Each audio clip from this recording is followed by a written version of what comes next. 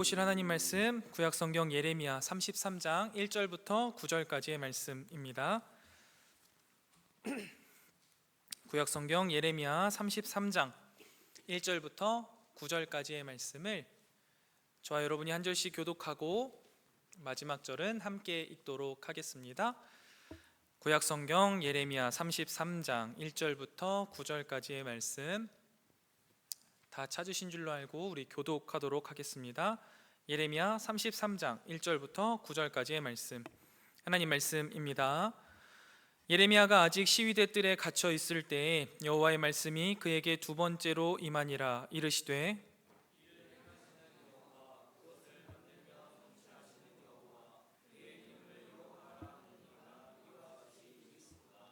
너는 내게 부르짖으라. 내가 내게 응답하겠고 내가 알지 못하는 크고 은밀한 일을 내게 보이리라.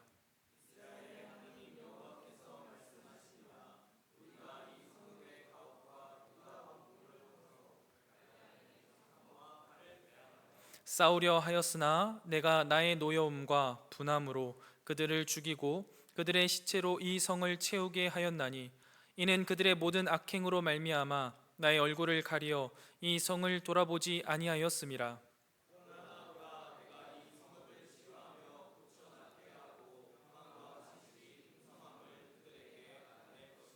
내가 유다의 포로와 이스라엘의 포로를 돌아오게 하여 그들을 처음과 같이 세울 것이며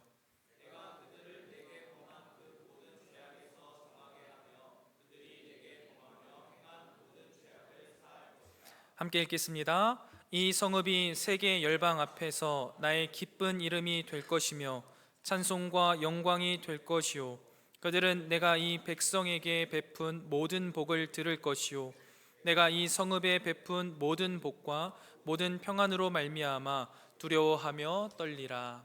아멘. 우리 이 시간 옆에 있는 지체들과 이렇게 인사하면 좋겠습니다. 하나님의 사랑으로 사랑합니다.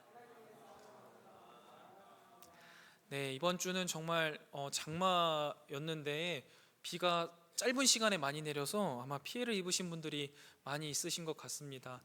그 피해 가운데에도 하나님이 위로해 주시기를 간절히 소망합니다. 오늘 주어진 말씀을 통해서요, 저희는 기도할 수 있는 이유에 대해서 함께 살펴보기를 원하는데요. 말씀을 한 구절씩 살펴보면서 우리가 왜 기도할 수 있는지, 그리고 왜 기도해야 하는지에 대해서 함께 천천히 살펴보도록 하겠습니다.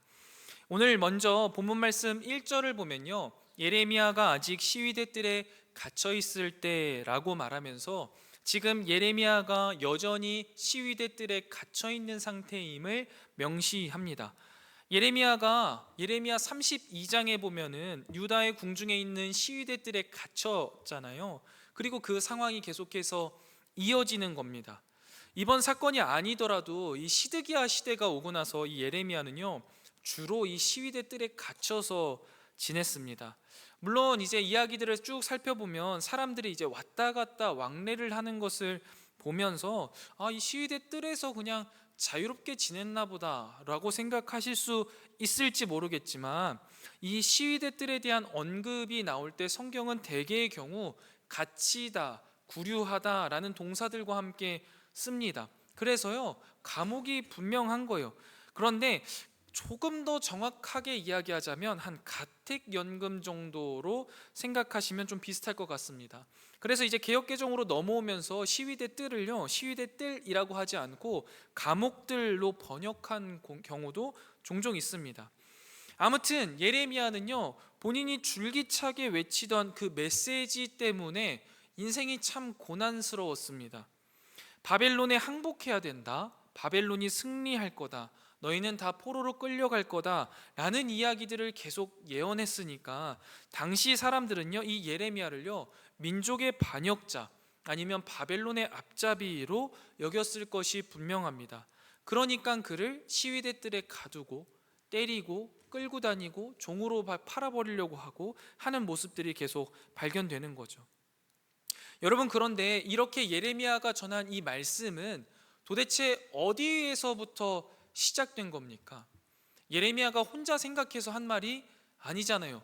하나님이 예레미야에게 오셔서 하나님의 말씀이 예레미야에게 왔고 그 말씀을 전한 겁니다.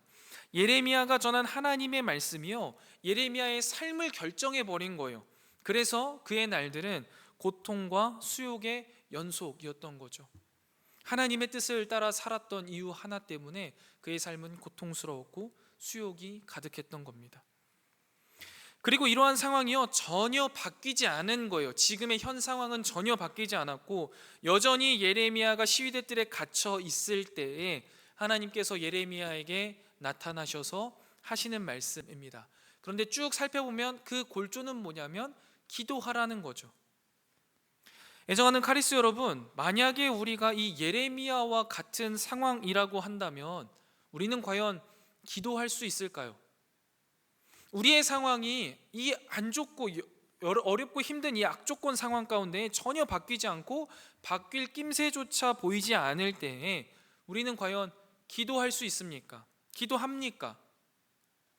감옥에 갇힌 것처럼 답답하고 내가 할 수 있는 것들이 하나도 없다라는 생각이 드는 이 순간 우리는 기도해야 하는 겁니다. 그런데 실제로 우리가 이 예레미야가 처한 것과 같은 상황이 우리의 삶에 도달하게 되면요, 대부분의 사람들은 한 두 가지 정도의 반응으로 나뉘어지는 것 같습니다. 첫 번째는요, 좌절과 낙심입니다. 그냥 이 상황을 아예 포기해버리는 거죠. 더 이상 아무것도 할 힘이 내게는 남아있지 않다라고 말하면서 아무것도 하지 않고 이 상황을 수용한다 하고 이야기하지만 실제로는 포기해버리는 그런 모습이 있을 수 있겠습니다. 두 번째 반응은요, 이 문제를 해결하기 위하여서 여러 다른 반응들을 시도합니다. 방법들을 시도합니다. 또 도전해요.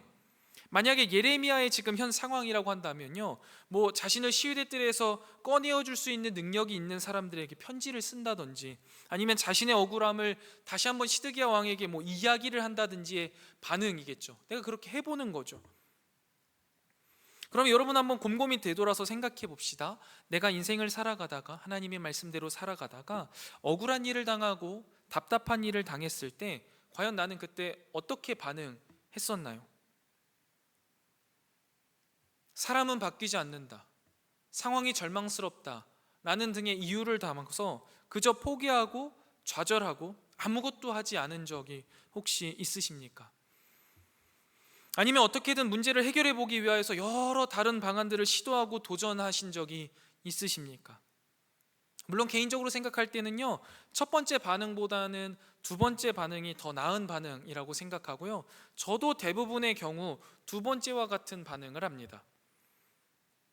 근데 오늘 본문이 말하는 믿음으로 살아가다가 겪는 어렵고 답답한 일에 대한 올바른 반응은요, 첫 번째 반응과 같은 포기와 낙심도 아니고요, 두 번째 반응과 같은 다시 한번 시도하고 재도전하는 것도 아닙니다. 성경은 무엇을 하라라고 말씀하시는 거예요? 기도하라는 거예요. 하나님께 부르짖으라 라고 말씀하시는 거죠. 우리가 인생을 살아가다가 억울한 일을 당하고 답답한 일을 당하고 내가 해결하지 못하는 크고 어려운 상황들을 마주했을 때 성경은 우리에게 가장 먼저 기도해라 라고 말씀하신다는 거예요. 그렇다면 애정하는 카리스 여러분, 억울하고 답답하고 힘든 우리의 상황이 전혀 바뀌지 않고 바뀔 낌새조차 보이지 않을 때예요, 우리는 어떻게 해야 되는 거예요? 낙심하거나 좌절하거나 포기해서는 안 됩니다. 그 상황을 바꾸기 위하여서 여러 다른 방안들을 시도하고 도전하는 것도 우선이 아니에요. 가장 우선되어야 할 것은 기도라는 사실을 여러분, 우리는 분명히 기억해야 합니다. 그런데 우리가 사실 이것을 모르는 건 아니거든요. 모든 상황 가운데 기도 가장 먼저 해야 된다, 이거 모르는 사람이 여기에 거의 없을 겁니다. 그런데 왜 우리는 쉽사리 그렇게 기도하지 못하는 걸까요? 여러 가지 이유가 있겠지만 오늘 본문은 그 쉽사리 기도하지 못하는 일이 발생하지 않도록 하나님이 안전장치를 마련해 두신 것이 등장합니다. 그게 뭐냐면 바로 2절 말씀입니다. 우리 2절 말씀 우리 함께 읽어보도록 하겠습니다. 시작. 이를 행하시는 여호와, 그것을 만들며 성취하시는 여호와, 그의 이름을 여호와라 하는 이가 이와 같이 이르시도다. 아멘. 여전히 시위대 뜰에 갇혀있는 예레미야, 그리고 그를 통해 하시고자 하는 하나님의 심판의 메시지는 전혀 달라지지 않았고 그 메시지를 전하는 이유로 말미암아 여전히 고통받아야 되고 여전히 수욕을 당해야 하는 이 상황이 전혀 바뀌지 않은 상황에서 하나님께서는 예레미야에게 기도하라 라고 말씀하고 싶으신 건데, 이 기도해라 라고 말씀하시기 전에 이 2절 말씀을 하시는 거잖아요. 당신이 어떠한 분이신지를 알려주시는 거예요. 야, 기도해라, 이렇게 말씀하시는 게 아니에요. 나는 일을 행하는 여호와다, 그것을 만들며 성취하는 여호와다, 내 이름이 여호와라 하고 있는 이 존재다, 그러니 너는 내게 부르짖어라 라고 말씀하시는 거예요. 그런데 이렇게 말씀하신 이유가 무엇일까를 우리가 생각해 봐야겠죠. 이 이유를 알면 우리가 힘들고 어려운 상황 가운데에서 하나님께 기도할 수 있게 될 거니까요. 이렇게 말씀하신 이유는 뭘까요? 하나님이 어떠한 분이신지를 알아야만 우리가 기도하기 때문이에요. 그래서 하나님이 알려주시는 거예요. 저희 아이들이요, 대부분의 경우에는 저를 찾지 않습니다. 저는 저희 집에서 거의 없는 사람이에요. 왜냐하면 엄마를 훨씬 좋아합니다. 맨날 이거 하지 말아라 저거 하지 마라 하고 혼내는 역할을 이제 제가 하니까 제가 없는 걸 더 좋아합니다. 그래서 저희 막내가, 제가 2주 동안 단기 선교 갔다 왔잖아요. 근데 이제 유치부 선생님들이 물어본 거예요, 승리한테. 승리야, 아빠 없으니까 어때? 그러니까는 승리가 좋아요 이랬다는 거예요. 그래서 선생님이 좀 이제 저를 지켜주시려고, 그래도 아빠랑 오래 떨어져 있었는데 아빠 보고 싶지 않아? 그랬더니 하는 말이, 전혀 안 보고 싶어요, 안 왔으면 좋겠어요, 이렇게 이야기했다는 거예요. 근데 저는 그런 존재예요. 뭐 어쩔 수 없는 거죠. 근데 그런 우리 승리가요, 저를 찾는 일이 있어요. 항상 저를 찾는 게 아닌데 그때는 저를 찾습니다. 그게 뭐냐면요, 물놀이를 갔을 때예요. 여름에 물놀이를 가면요, 엄마는 찾지도 않습니다. 아빠만 쫓아다녀요. 누가 아빠 옆에서 놀 것인가가 우리 아이들에게 굉장히 중요한 문제가 돼요. 왜 그러냐면 우리 이제 아내는 물을 싫어해서 물에서 잘 못 놀아주거든요. 그러니까 유일하게 놀아줄 수 있는 사람이 나고, 또 물에서는 잘 놀아주니까 좋아합니다. 그래서 물놀이를 가면 항상 아빠 옆에 누가 있을 것인가, 그리고 아빠는 누구랑 놀아줄 것인가가 굉장히 중요하고 아빠를 그렇게 찾아요. 왜 그러는 거예요? 물놀이를 할 때 우리 아빠는 나에게 재미를 주는 사람이야, 나를 안전하게 지켜주는 사람이야 라는 것을 경험했기 때문에 물놀이 시즌이 되면 그때만 아빠를 찾는 거예요. 물론 여러분, 제가 이런 예시를 들었지만 우리가 인생을 살아가면서 겪는 많은 어려움들과 고난들은 뭐 이런 상황과는 비교가 되지 않겠죠. 그런데 그런 상황에서요, 하나님이 어떠한 분이신가를 우리가 분명히 안다면 하나님을 찾을 수밖에 없다라는 거예요. 우리의 인생을 이끌어 가시고 우리의 인생을 빚어 가시고 우리의 인생 가운데 자신의 모든 것을 쏟으시는 그 하나님의 사랑과 능력을 우리가 분명히 기억한다면 우리가 기도할 수 있게 된다라는 거예요. 그래서 하나님이 기도해라 라고 말하기 전에, 야, 내가 일을 하는 하나님이야, 내가 일을 행하는 하나님이고 이 일을 마칠 존재야, 내가 그런 존재야 라고 예레미야에게 이야기해 주시는 거죠. 저는요, 우리가 기도하지 않는다라는 것은요, 단순히 나의 어떤 문제를 하나님께 알려드리지 않는다라는 수준의 문제라고 생각하지 않습니다. 기도하지 않는다라는 것은요, 내가 그만큼 하나님을 모른다라는 거예요. 내가 나의 삶 속에 기도가 안 되십니까? 그러면 그냥 내 이야기를 하나님에게 못 전하는 게 아니에요. 나는 그만큼 하나님을 모르고 있는 거예요. 신뢰하지 못한다는 거예요. 경험하지 못했다라는 거예요. 그러니까 여러분, 사실 기도를 못하는, 이제 저희 중등부 같은 경우에는 기도를 못하는 친구들이 굉장히 많거든요. 그 친구들을 보면요, 마음이 아픈 거예요. 하나님을 그렇게 모르나? 그렇게 아직도 하나님을 경험하지 못했나? 근데 그게요, 우리 사실 카리스 공동체 안에도 분명히 있을 수 있다라는 거예요. 여러분들은 얼마나 기도하십니까? 여러분들은 얼마나 하나님을 아십니까? 라는 질문과 똑같은 겁니다. 여러분은 언제 기도하십니까? 여러분은 얼마나 하나님을 경험했느냐라는 질문과 똑같은 거라는 거예요. 하나님을 아는 사람들은요, 그 하나님을 경험한 사람들은요, 문제가 발생했을 때 일을 행하시고 성취하시는 여호와 하나님을 믿기 때문에, 경험했기 때문에 하나님 앞에 나아갈 수밖에 없는 거예요. 나아간다는 거예요. 그걸 믿으면서 신뢰하며 기도한다는 거예요. 여러분, 이러한 경험들이 우리 가운데 충만히 쌓여서 우리가 어떠한 상황 가운데 어려움과 고난이 닥쳤을 때에도 하나님을 찾아갈 수 있는, 또 하나님께 기도할 수 있는 우리 카리스 공동체가 되었으면 좋겠습니다. 여러분, 성경을 보면요, 하나님이 자신에 대해서 소개하시는 부분들이 굉장히 많습니다. 그리고 이것을 신학적 용어로는 하나님의 자기 계시라고 이야기하는데요, 아브라함에게요, 창세기 17장 1절을 보면 자기 계시를 하세요. 제가 한번 읽어드릴게요. 창세기 17장 1절입니다. 아브라함이 99세 때에 여호와께서 아브라함에게 나타나서 그에게 이르시되 나는 전능한 하나님이라 너는 내 앞에서 행하여 완전하라 라고 말씀하세요. 이때는 어떤 때예요, 여러분? 아브라함이 86세에 하갈에게요 이스마엘을 낳았어요. 그러니까 하나님이 분명히 자신에게 자손을 약속하셨는데 나도 나이가 많을 뿐만 아니라 내 아내 나이가 더 많은 거예요. 그러니까 이게 후손의 복을 누릴 수는 없겠다 싶어가지고 아내하고는 할 수가 없겠다 싶어서 하갈을 통해서 자신의 뜻을 이제 이루려고 했던 거죠. 하나님이 그렇게까지 해주실 거라고 상상하지 못한 거예요. 그래서 자기 멋대로 일을 행한 거죠. 그런 아브라함에게 하나님이 나타나셔서 제일 먼저 하시는 말씀이 뭐예요? 야, 나는 전능한 하나님이야. 네가 불가능하다고 생각했지만 그렇지 않아. 난 전능해 라고 말씀하시면서 알려주시는 거예요. 모세에게는요, 출애굽기 3장 16절 말씀을 통해서 자기를 계시하셨거든요. 출애굽기 3장 16절 말씀 제가 읽어드릴게요. 또 이르시되 나는 내 조상의 하나님이니 아브라함의 하나님, 이삭의 하나님, 야곱의 하나님이라. 모세가 하나님 배웠기를 두려워하며 얼굴을 가리매. 이 모세가요, 이제 인생의 실패를 계속 거듭하잖아요. 그리고 나서 이제 모세에게 나타나셔서 하나님이 하시는 말씀은 뭐냐면, 야, 내가 너희 조상의 하나님이야. 아브라함을 이끌었던 하나님이고 이삭을 이끌었던 하나님이고 야곱을 이끌었던 하나님이야. 그러니까 두려워하지 말아라. 네 인생의 실패가 그렇게 많을지라도 내가 너를 기필코 이끌어갈 거다라는 것을 이야기하시기 위해 자기 계시를 해주시는 거죠. 그 밖에도 하나님이요, 성경의 참 많은 부분에서 다양하게 자기 계시를 하십니다. 각 상황에 맞추어서 그 사람에게 알려주고 싶으신 모습들을 알려주시는 거예요.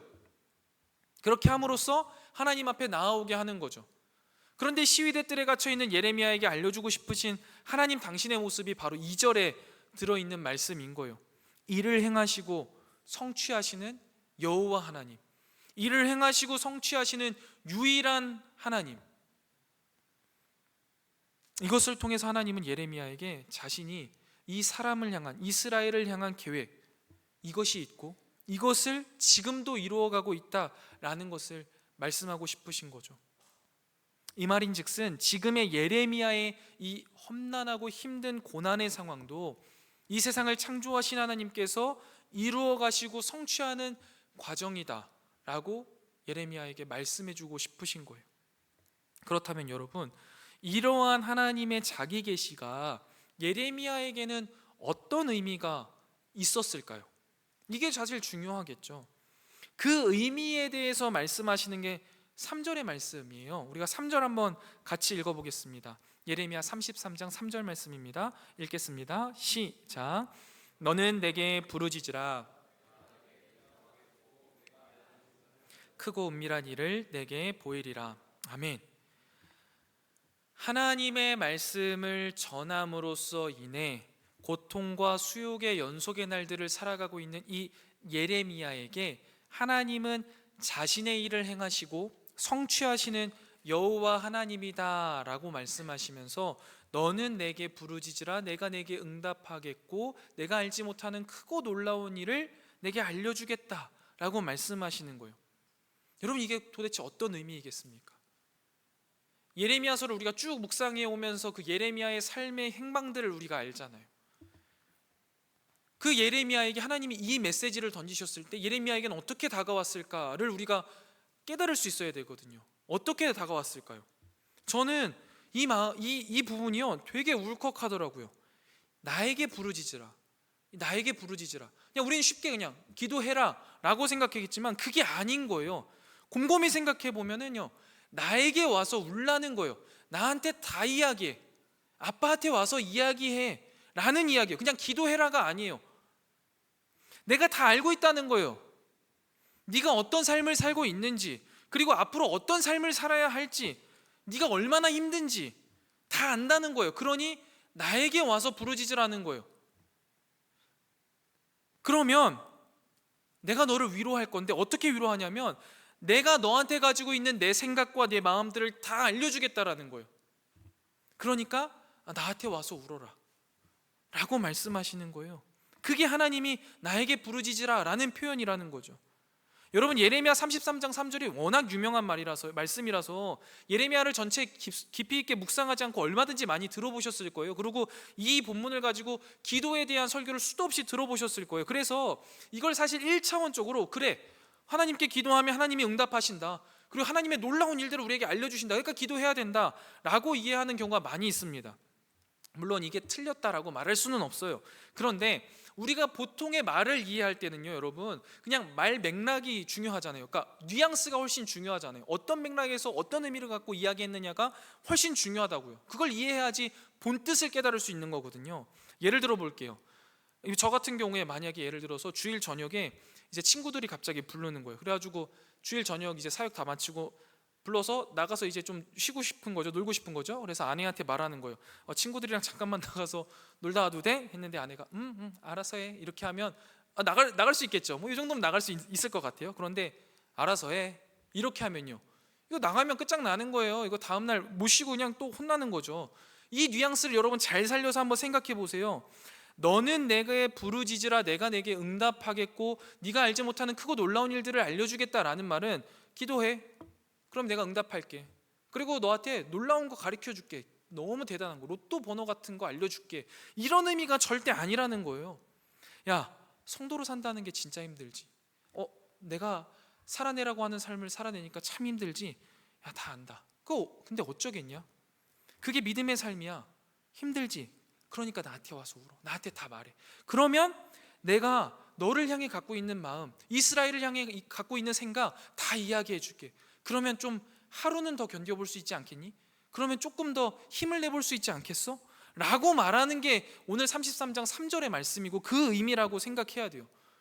그래야지만 여러분, 우리가 하나님 앞에 기도하는 게요, 어떤 기도가 어떻게 응답되고 어떤 기도는 또 때로는 거절이라는 응답을 받고 하는 것을 이해할 수가 있어요. 기도를 이런 의미로 하나님께서 나를 위로해 주시고 내가 그 하나님 앞에 나아가서 부르짖는 것으로 잘 받아들이게 되면요, 우리가 수많은 어려움을 겪을 때 하나님 앞에 기도하잖아요. 그리고 기도해 봤잖아요. 근데 이 기도가 내 바람대로 되지 않을 때가 분명히 있단 말이에요. 그런데 그게 어떤 의미인지를 우리가 실제로는 잘 모르는 경우가 많아요. 그래서 하나님은 그저 내 기도에 응답하지 않는 분, 아니면 하나님 계시지 않아 라고 받아들일 수 있거든요. 그런데 실제로는 그렇지 않다라는 거예요. 내 상황이 바뀌지 않고 내 삶의 고통과 고난이 해결되지 않더라도 예레미야와 동일한 상황으로 우리가 이해하고 받아들일 수 있는 거예요. 하나님의 뜻을 따라 사는 삶의 수많은 수고와 역경을 겪고 있는 것을 하나님이 아셔요. 근데 그게 믿음의 삶이라서 조금 더 견디라는 거예요. 아니요, 계속 견디라는 거예요. 사실 예레미야에게는요, 훨씬 더 오래 견디고 기다려야만 하는 시간들이 있었죠. 여러분 잘 아시잖아요. 예레미야 지금 상황이 어떻습니까? 아직 바벨론의 침공도 시작되지 않았어요. 지금 33장에는 침공이 실제로 시작된 게 아니거든요. 그리고 실제로 침공이 되고 포로기로 끌려갔어요. 거기서 끝났어요. 회복을 보지도 못했어요. 하나님이 예레미야에게 약속해 주신 회복은요, 훨씬 더 그 이후의 일이니까 실제로 소위 말하면 그냥 개고생만 하다 죽은 게 예레미야의 인생이에요. 근데 그렇게 살아야만 했던 거예요. 그러니까 얼마나 힘들었겠냐고요. 근데 하나님이 그냥 예레미야에게 너 그런 삶이야, 그냥 그렇게 살아, 이게 아니라는 거예요. 야, 그런 삶을 살고 있는 너를 내가 이해한다, 잘 부탁한다. 그리고 너무 힘들고 어렵지, 그러니까 내게 와서 부르짖어, 나에게 와서 울어, 내가 너를 공감하고 내가 너를 위로할게 라고 말씀해 주시는 거예요. 이 말씀을 들으면, 마주하면 견딜 수 있는 힘이 생기는 거예요. 내 생각대로 기도에 응답이 되지 않더라도 괜찮다라는 마음이 생기는 거예요. 여러분, 우리가 살아가면서 종종 오해하는 게 이 기도를 통해서 하나님을 요술램프 지니처럼 사용할 수 있다라고 생각하는 게 있습니다. 오해예요. 기도하면 들어주신다는 거죠. 그런데 여러분, 그렇지가 않아요. 내가 기도하면 하나님이 다 내가 원하는 대로 해주시지 않잖아요. 그런데 여러분, 이걸 말하면요, 그러면 굳이 기도할 이유가 있습니까? 어차피 하나님 뜻대로 이루어질 건데요 라고 말하고 생각하는 사람들이 분명히 있습니다. 저도 그렇게 생각했는데요, 그거 완전히 큰 오해예요. 그렇게 말하는 이유는요, 아직 하나님을 잘 모르는 거예요. 그러니까 그런 이야기가 나오는 거예요. 하나님의 백성이 살아가는 삶이 어떤 삶인지를 아직 다 깨닫지 못하는 거예요. 오늘 본문에서 말하는 기도는요, 내 뜻을 하나님께 강요하는 게 아니에요. 나의 어려움을 해결해 달라고 쫄라대는 게 아니라는 거예요. 나에게 믿음의 삶을 허락하셔서 내가 그 믿음의 삶을 살아가고, 그 나에게 믿음의 삶을 맡겨주신 하나님이 나를 정말 가장 사랑하셔서 내가 그 믿음의 삶을 살아낼 때 어려움과 슬픔과 아픔 비롯한 모든 것들을 다 아시는 주님 앞에 나아가서 그냥 우는 거예요. 이야기하는 거예요. 그러면 하나님이 공감해 주시고 위로해 주시고 견디라 해 주시고 그 가운데 다시 한번 힘을 얻어서 또 버티고 견디는 거, 그게 기도다라는 거죠. 오늘 본문의 예레미야처럼 힘들고 어려운 고난의 상황에서는요, 주님께 나아가서 우는 거예요. 버티게 해달라고, 견디게 해달라고. 그리고 또 시간이 지나서 약속의 때에 회복이 되어 돌아올 때는요, 주님께 나아가 기쁨으로 노래하는 거예요. 감사하다고, 하나님이 계셔서 견딜 수 있었다고. 여러분, 그게 기도예요. 그래서요, 하나님을 아는 사람은요, 이 기도의 자리로 나아갈 수밖에 없습니다. 나를 가장 깊이 공감하시고 나를 가장 잘 위로하시는 하나님 앞에 있을 수밖에 없는 거예요. 애정하는 카리스 여러분, 그러니 우리 기도합시다. 하나님 앞에 나아가 부르짖자고요. 우리의 모든 상황을요, 철저하게 공감하십니다. 그리고 나에게 부르짖으라고 말씀하시는 거예요. 그 하나님 앞에 안 나가야 할 이유가 뭐가 있겠습니까? 슬플 때는 내 슬픔을 가장 잘 공감하시는 주님 앞에, 기쁠 때도 내 기쁨을 가장 잘 공감하시는 하나님 앞에 나아가는 것, 그게 기도라는 거죠. 말씀을 정리하겠습니다. 우리의 삶의 여러 상황과 정황 가운데요, 우리는요, 기도할 수 있습니다. 기도해야만 합니다. 변하지 않는 상황 속에서도 기도할 수 있어야 돼요. 왜요? 일을 행하시고 이루시는 여호와 하나님이요, 우리를 사랑하시고요, 우리를 가장 잘 이해하시기 때문이에요. 하나님께 나아가서요, 슬픔은 위로받으면 됩니다. 기쁨은요, 더해지는 놀라운 일들을요, 매일의 삶 속에 기도를 통해서 경험하시길 바래요. 그래서 매 순간 하나님을 찾으며 기도하고 그 하나님과 동행하며 살아가는 우리 카리스 여러분들 다 되시기를 주님의 이름으로 축원드립니다.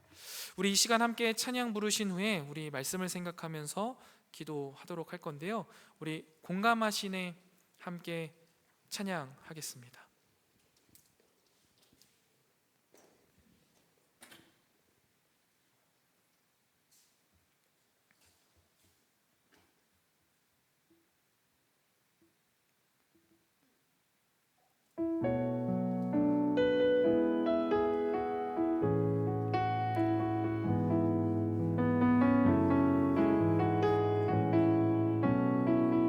혼자서만 세상을 사는 듯이,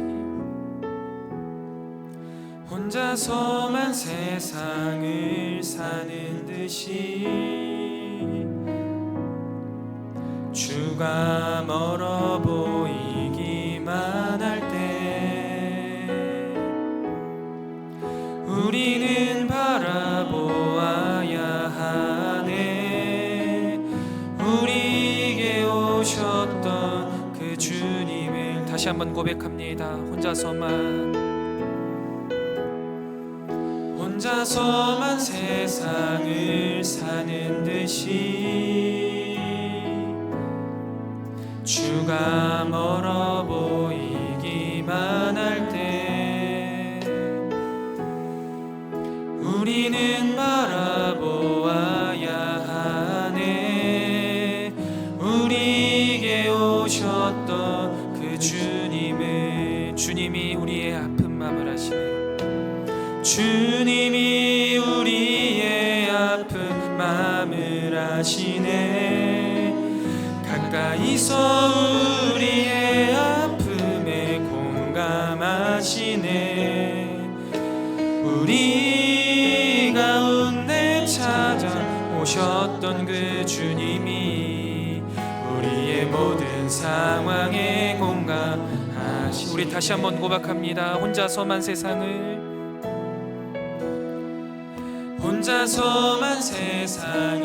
사는 듯이, 주가 멀어 보이기만 할 때 우리는 바라보아야 하네. 우리에게 오셨던 그 주님을 혼자서만 세상을 사는 듯이 혼자서만 세상을 사는 듯이 주가 멀어 보이기만 할 때 우리는 바라보아야 하네. 우리에게 오셨던 그 주님을, 주님이 우리의 아픈 마음을 아십니다. 주님이 우리의 아픈 마음을 아시네.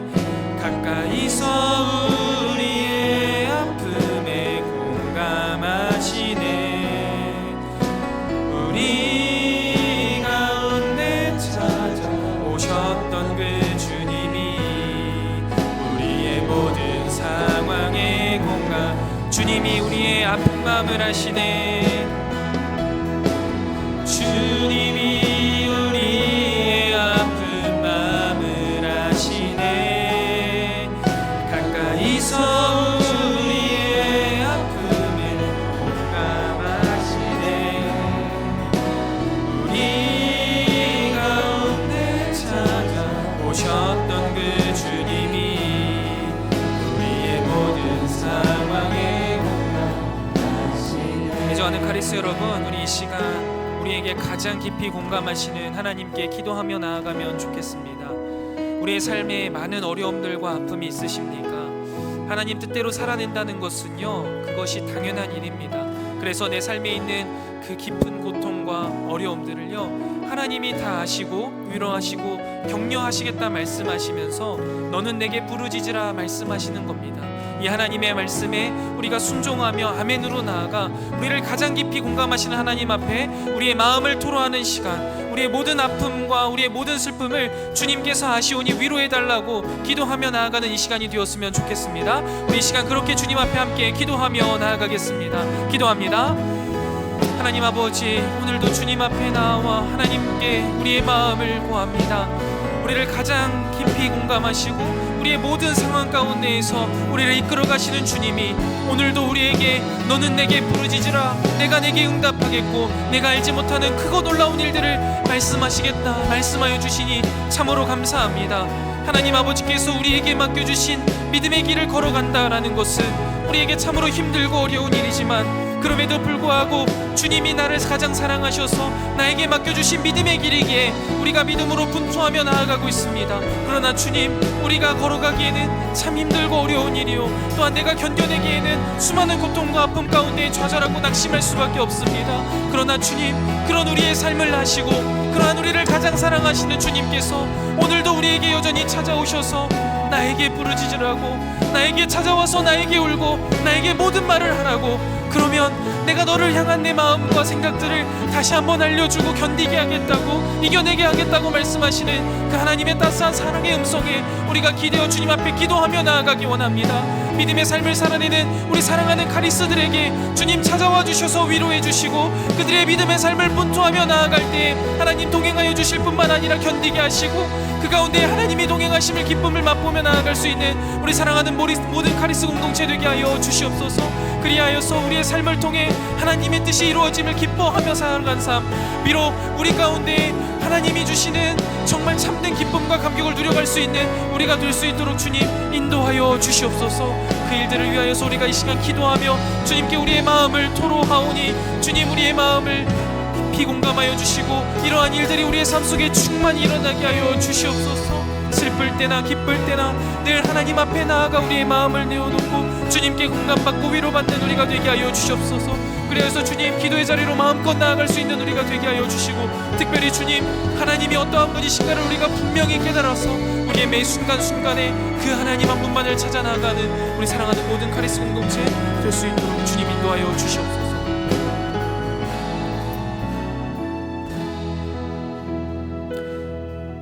주님, 오늘도 주님이 불러주신 이 귀한 예배의 시간, 세상의 흐름에 잠시 멈추어 하나님의 사랑을 묵상합니다. 오늘 주신 말씀이 우리의 이성 가운데 잘 이해되게 하시고 우리의 마음속 깊숙한 곳에 심겨지게 하시며 우리의 삶에 아름답게 피어나게 하여 주셔서 우리의 삶이 주님의 편지요 향기로 사용되어지게 하여 주시옵소서. 주님이 우리를 가장 사랑하셔서 가장 좋은 길이자 가장 험난한 길인 좁은 길, 십자가의 길을 걸어가게 하셨으니 주님, 우리가 그 믿음으로 걸어가는 여정을 한 걸음 한 걸음 나아갈 수 있음을 고백합니다. 그러나 주님, 이 믿음의 길이 결코 녹록한 길이 아니고 수많은 어려움과 고통과 감내해야 할 것들이 있고 분투해야 할 것들이 있는 길임을 우리가 경험하고 살아내고 있습니다. 그리고 참 많이 힘들고 고통스럽습니다. 그러나 주님께서 우리를 사랑하셔서 보내신 길이고 주님이 미리 앞서서 걸어가신 길이기에 하나님이 우리를 공감하시고 우리의 어려움과 우리의 아픔과 우리의 모든 마음을 이해하시기에 나에게 찾아와 부르짖으라 말씀하시고 응답하시겠다 말씀하시고 나의 생각과 나의 마음을 알려주시겠다 하시니 우리가 오늘도 그 하나님 앞에 우리의 마음을, 우리의 어려움을, 우리의 모든 것을 내려놓습니다. 주님, 위로하여 주시고 예수 그리스도께서 걸어가신 이 믿음의 길, 십자가의 길을 우리도 견디며 나아가게 하여 주시옵소서. 이 가운데 하나님이 부어주시는 충만한 은혜와 또 기대하는 것 이상으로서의 충만한 하나님의 역사하심을 경험하는 우리 사랑하는 모든 카리스 공동체 되게 하여 주시옵소서.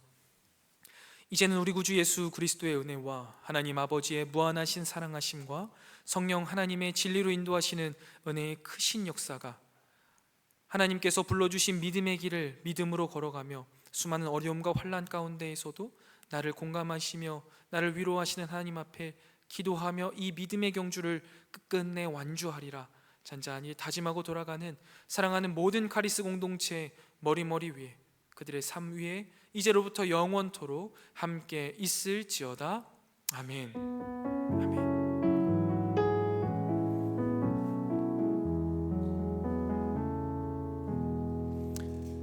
예배 마쳤습니다. 감사합니다. 우리 광고